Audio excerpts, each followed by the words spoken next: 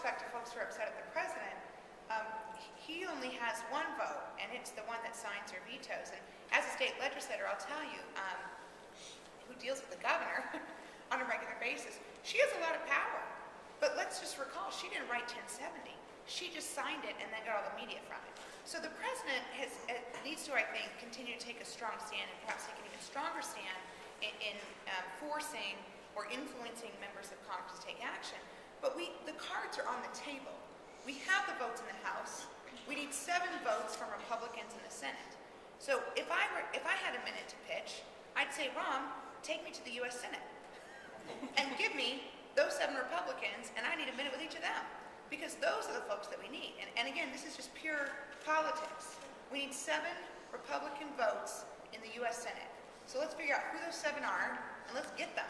And let's do what we need to do to get those 7 to understand that they have to vote for comprehensive immigration reform if they want to continue to serve in the United States Senate.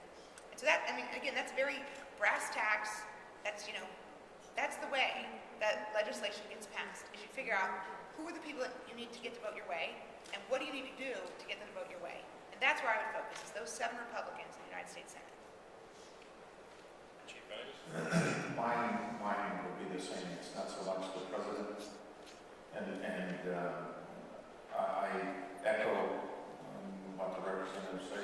Listen, the fact of the matter is that the people that we need to tackle with are the very same folks who are saying, Mr. President, why don't you do the border? You know what? Most of those states have Republican senators, and the question to them, you know what? Why in the heck aren't you getting off the duff and fixing the system that you're responsible for? That's where it is. The other part, and I have to go back to what's been said, you folks have to reframe the message. And you have to reframe that question. Because we have allowed this country, listen, we lived in New Jersey. John Cornstein was in deep doo-doo before the election. But you had 3 elections that all of a sudden changed the whole entire political landscape. And you would have thought that those 3 elections were now the midterms, and that gave birth to the Tea Party people. Well, you know what? I was at the march in Washington, D.C. There are only about 1,000 folks at that of the Tea Party during the health deal.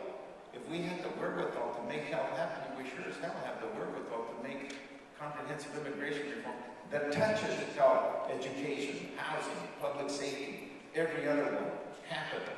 But hey, folks, we're allowing somebody else to deliver a message that all of a sudden demonizes. And by the way, people keep talking about 11 million people. Hell, you're talking about more like 20 or 30.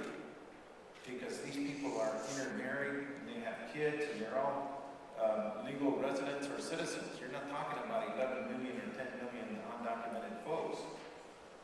If we only deport 400,000 a year, and I would ask, not only the president, because I also believe he has responsibility over ICE and DHS, and sometimes he needs a 2x4 across their head to get him squared away on policy.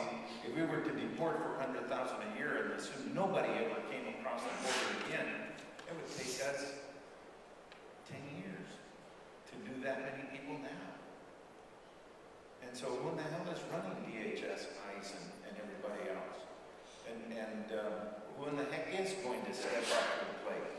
And I would suggest to you, and I don't want to have the discussion with those folks, that discussion we need to have with you folks. How do you help us redo a message to hold those people accountable? Because when I put a chief or a sheriff, or whenever I take a position, I'm not kidding you. You know what? I can count on the next 20, 30, and they're all coming from the same groups. Messages about how I'm an idiot, how they're stupid, don't they understand? What is it about illegal you don't understand? And I don't see too many of those that are saying, hey, you did a good job. Thank you for, helping educate